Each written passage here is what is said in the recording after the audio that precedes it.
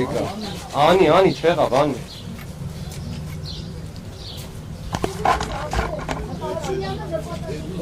Անին տարեք, էլի դե։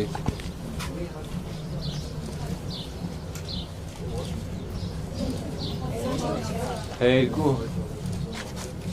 Կողն կոմից կային ես, կամ հայլակին չթո պայմը։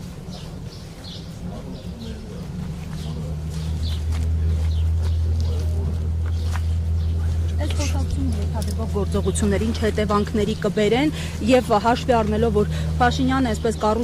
կառուցվածքային թիրախավորման է անցել, խմբեր է ձևավորում, հայտարարություններ է արում, արդյոք ձեր քաղաքական ուժը եւս կառուցվածքային առումով գործնականորեն կմղվի պաշտպանելու հայ առաքելական եկեղեցուն ըստ անհրաժեշտության։ Մենք այդ հարցում կհետևենք Գեապար Հայրապետի խորհրդներին, Գեապար Հայրապետի Ձեր կարծիքով ինչու հիմա մտավ սա օրակարգ, հաշվի առնելով նաև մի շարք կարծիքներ, որ ըստ էության Ադրբեջանից հնչող հայտարարություններից հետո տեղի ունեցան։ Ես կարծում եմ, որ որպես առիթ երևի Շվեյցարիայում Գեապար Հայրապետի ելույթներ, այդ առումներ, բայց ամբողջովին տեղավորվում է իր այսպես հնարած նոր Հայաստանի կոնցեպտի մեջ։ Այսինքն հայոց պատմությունը փոխելով Հայաստանի պատմության, հայ առաքելական եկեղեցուն վարկաբեկելով կամ նույն շղթայի տարբեր օղակները եւ այստեղ զարմանալու բան չկա։ Ինչու հայական որոշեց առաջադրել Դավիթ Համբարձումյանի տեքստը ինքնությունների գործընթացը։ Որտեղ Դավիթ Համբարձումյանը արժանի է։ Դավիթ Համբարձումյանը վիճակի է այդ ուղղությամբ լույս հայտարարել։ Նրանց հիախավորում է որոշ հարցերում դրա մասին կար ավելի պատասխանատվելի մարդ։ Նրա անձնային որակները բացեն գնահատում ճանաչումները, բայց հիախավորում է որոշ կրիմինալ կոնտեքստ են դրան հաղորդում։ Ասում են նվեր արեց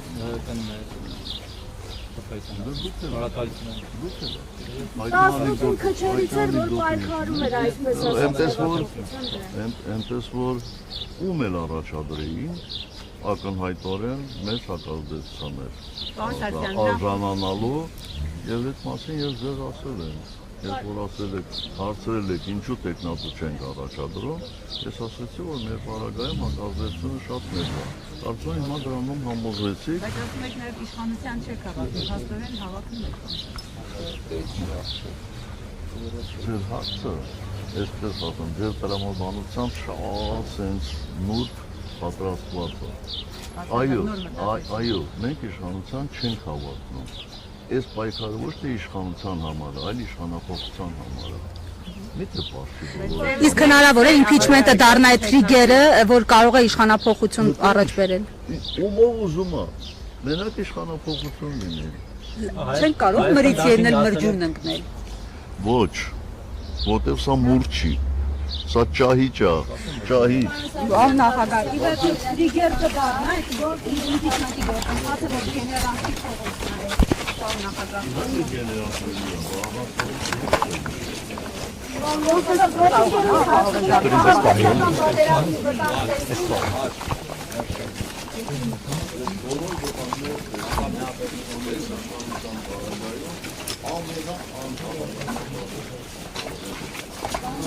Սա սխալ եմ ուղարկել, սա դու մենակ ես ուղիղը դիր։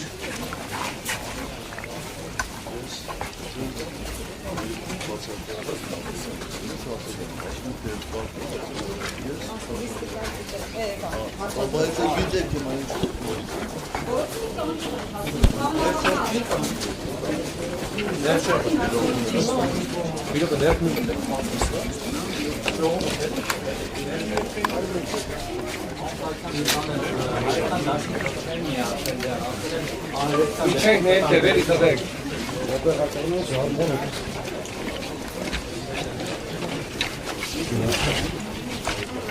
Արցախյան Հայաստան դաշինքի հայտարարությանը ինչպես կարձագանք է, որովհետև ասել են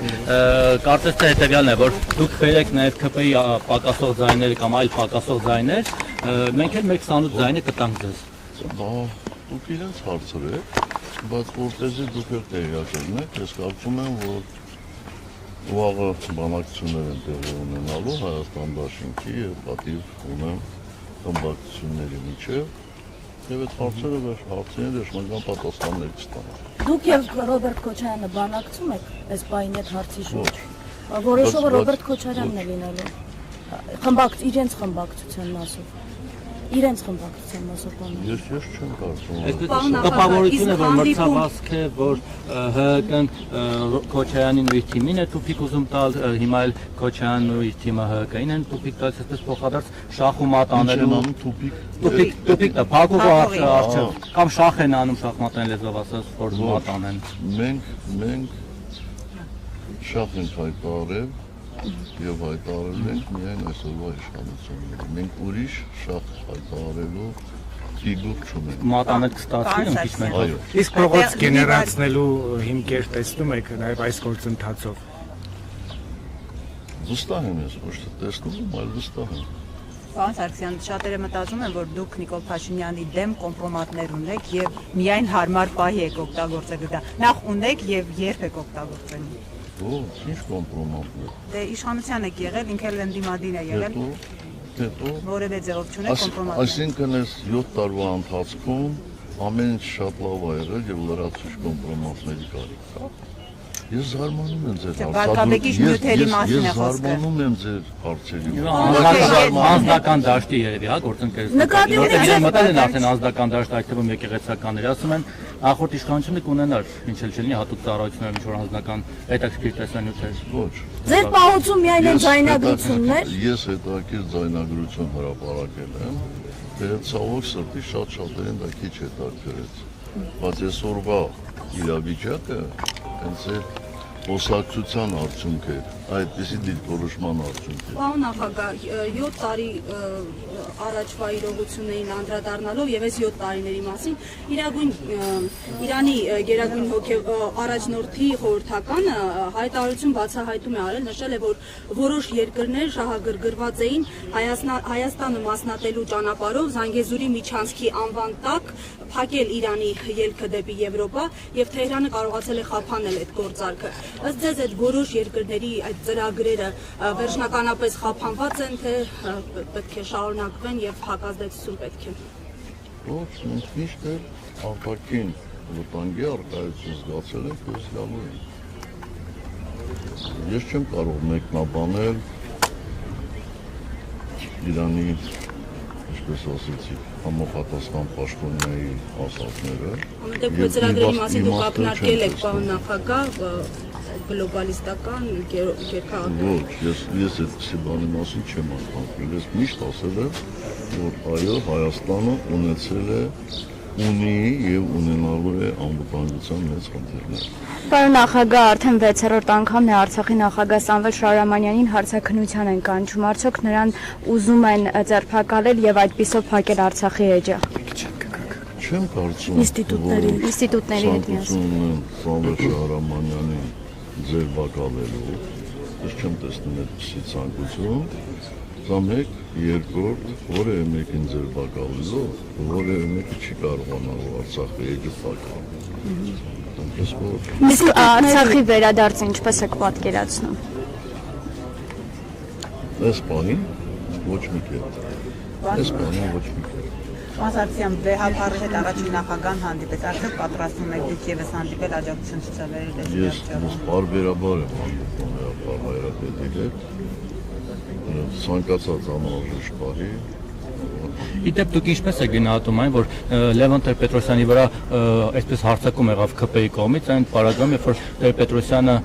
մարտի 1-ին հենց Նիկոլ Փաշինյանի հետ պայքարում էր ձեր դեմ եւ ասում են Նիկոլը Լևոնի հոգեզավակն է, բան, ու հիմա փոստը նրան էլ այդպես ապերախտություն ցուցաբերեցին նույնիսկ իրենց հոգեվոր հոր նկատմամբ։ Ես մի անգամ կարծում եմ էլի ձեր հարցին պատասխանել եմ, որ ես չեմ համարել այսօրվա կառավարիչին Լևոն Տեր-Պետրոսյանի հոգեզավակ։ ուղիղ այնպես, ինչպես տարբեր այսպես շարժումներում ընդգրկված մարդկանց չեմ համարում դրված շարժման ղեկավարի հոգեզավակ։ Իսկ թե ինչպես պատահեց շատ պարզ, մարդը Հայաստանի կառավարիչի նկատմամբ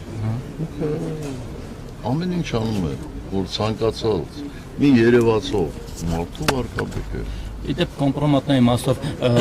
նաև շատ են այս տարիներին շատ խոսվեց, որ Նիկոլ Փաշինյանը եւ նրա թիմը գործակալ են, Թուրքիայի գործակալ են, չգիտեմ, ինչ-որ հատուկ ծառայությունների եւ ասում են, բա նախորդ 10 տարիների ընթացքում էլ հատուկ ծառայությունների մասին որևէ բան չգիտեն, դուք երբևէ ձեզ զեկուցել են թեկուզ կասկած, որ նրանք օրինակ, չգիտեմ, հավաքը գրված են այս կամ այն ուժի կամ երկրի կողմից։ Ոչ։ Մաքուր է եղել նրանց անցյալը քաղաքական եւ ոչ քաղաքական։ Կարող եմ դա հաստատել։ Արարատ Միրզյանի մասին էլ Ես ասում եմ շատ բան, որ ես այդպեսի զեկույց չեմ լսել։ Գուցե հատուկ ծառայությունները ճիշտ չեն աշխատել այդ տարիներին։ Միգուցե ամեն ինչ շատ հնարավոր է։ Ամեն ինչ շատ հնարավոր է։ Դրա համար էլ ես չեմ կարող ասել, նրանք ոնց պարզե մաքուր են, էլ այդ։ Միքայել Մինասյանը ինչպես հրապարակեց այդ թուղթը Արարատ Միրզյանի մասով։ Դե որ տեսնենք։ Հայաստանի սահմանին զորավարժություններ են շարունակվում, Ֆրանսիան Ադրբեջանում էներգետիկ պրոյեկտ է բացում, տարբեր համատեղ զորավարժություններ են, Փաշինյանն էլ շուտ ասելուկի նման կրկնում է, որ խաղաղություն լինելու է։ Այս համապատկերում խաղաղությանը Բայց չեք կարծում, որ չարաշահում եք այս դատական նիստի առկայությունը եւ այն հարցերը։ Հարցեր կան, որոնց պատասխաններն ակնկալում են նաև ձեզնից լսել քաղաքացիները։ Ինչ հարցեր։ Ի վերջո, այս համայնապատկերում խաղաղության հեռանկարը ասելով խաղաղություն կստանանք։ Ու այնպես ինչպես հալվա ասելով մեր հեռանկարը չէ։ Պարոն նախագահ, Նիկոլ Փաշինյանը Վեհարանի վրա այս հարձակումը ցույց տվեց, որ ինքը կարելի գծեր ըստ էության չունի, մտնելով անկողին, չգիտեմ, նոր եք համոզվել, ես ձեզ շնորհավորում եմ։ Ես իմ հարցն է, ինչ գործիքակազմով պիտի այդ կարգի գործիչի դեմ պայքարել, գործուն ինչ գործիքակազմ կա, երբ որ գիտես, որ դիմաց կազմի։ Մենք առաջադրել ենք գործիքակազմ։ Մենք առաջադրել ենք։ Դասական գործիքակազմեր են ըստ էության։ Դասական։ Այսինքն Ինչ էքստրաորդինար մի բան է պետք երևի, որովհետև սովորական երևույթ չի, էլի։ Այդ էքստրաորդինարը ինչ է։ Հուշեք, եթե տրամաբանական հուշումը լինի, կարող ենք մենք Մի քիչ դժվար է հուսել, որ ինչն է այս քաղաքական իր հետ իր լեզվով։ Ես չեմ կարծում, որ քննադատության պակաս կա, բայց ես օրինակ ի վիճակի չեմ իր լեզվով խոսել։ Իր բառամթերքով։ Ի վիճակի չեմ։ Վերջին ինչալս բառամթերքը, երբ որ եկեղեցու հետ կապված արտահայտեց ձեր վերաբերմունքը, դուք պետության ղեկավար եք եղել, շատ այսպես իրավիճակներ եք եղել, որ կարող է եւ հունից դուրս եք եկել, օրինակ ձեզ կարող եք այդպիսի բառամթերք ցույց տալ։ Ոչ։ Պարոն նախագահ, արդեն հայտնի է ընտրությունների օրը 2026-ի հունիսի 7-ին, եթե այն ամենայնի միջև չհաջողվի Նիկոլ Փաշինյանի իմպիչմենտով հեռացնել, ՀՀԿ-ն մասնակցել է ընտրություններին։ Տեսնենք։ Դեռ որոշում չկա։ Ոչ։ Պարոն նախագահ, դուք իսկապես 30 տարի բանակցել եք Արցախը հանձնելու շուրջ, այդ բանակցությունները դրա մասին են եղել, հետո եկել հանրության ապահովության։ Բայց ես ձեր փոխարեն ամաչում եմ։ Դա ինչ հարցավոր տալիս է։ Դե այդ են ասում ձեր Ո՞վ ասում։ Նիկոլ Փաշինյանի իշխանությունները Գնացեք իրան հարցրեք, թող մի հատ փաստ բերի։ Իդեպ այդ բանավեճի մասով շատ խոսվեց, ասում է դե թող կանգնեն պատասխանեն, գիտեն որ պարտվելու են նախկին նախագահները, ինչ չեն գալիս, Ռոբերտ Քոչարյանը, Սերժ Սարգսյանը։ Այսինքն ինչու են պարտվելու, այնտեղ փոխ են բռնելու, հա։ Ինքը ախտել է։ Իբր բանավեճում, որ ինքը կարողանել է ապացուցել, որ իսկապես իբրև թե բանակցել է Արցախ հանձնելու շուրջ կամ շուտ է տվել Արիևը չրևեր։ Մենք շատ հստակ ասել ենք, թող ինքը հրապարակի համանախագահների կողմից առաջարկած վերջին փաստաթղթը։ Երբ որ հրապարակի, այն ժամանակ մենք մեր կարգիքը կասենք։ Ո՞ր նկատի ունեք Լավրովի պլանը թե 19 թվականին։ Մեկ անգամ ևս ասեմ, որ Լավրովի պլան, որպես այդպիսին, լրագրողների կողմից եւ նախկին ընդդիմության կողմից հնարված եզրույթ է։ Այդպիսի պլան չի եղել։ Համանախագահները անկախ նրանից դա Ռուսաստանի ներկայացուցիչ Ֆրանսիայի թե Միացյալ Նահանգների միշտ ներկայացրել են եռակողմ համաձայնեցված փաստաթղթեր։ Բայց կարգավիճակը մեկը անորոշ էր, չէ՞ մնալու, պարոն Սարգսյան։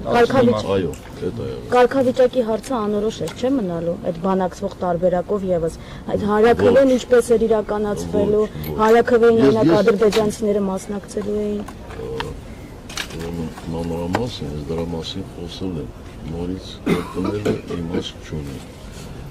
Հարցը լուծումն էր հետևյալ կերպ։ Լեռնային Ղարաբաղի կարգավիճակի հարցը որոշվում էր Լեռնային Ղարաբաղի բնակչության ազատ կամ արտահայտության, որը ուներ պարտադիր իրավական ուժ եւ որի որակարգը ոչ ինչով չէր սահմանափակվում։ Սա մեկ։ Երկու, մենք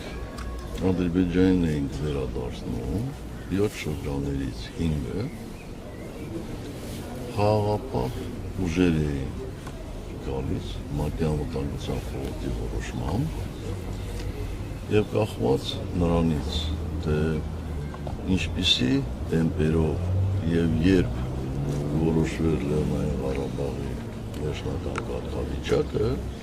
որոշվեր նաև երկու շրջանների ճակատագիրը։ Լավրովը ինչ մասն էր խոսում, որ ասում էր հարցը ըստ էության նախընտրել եք թողնել սերունդներին։ Անձամբ դուք չէ, այլ բանակ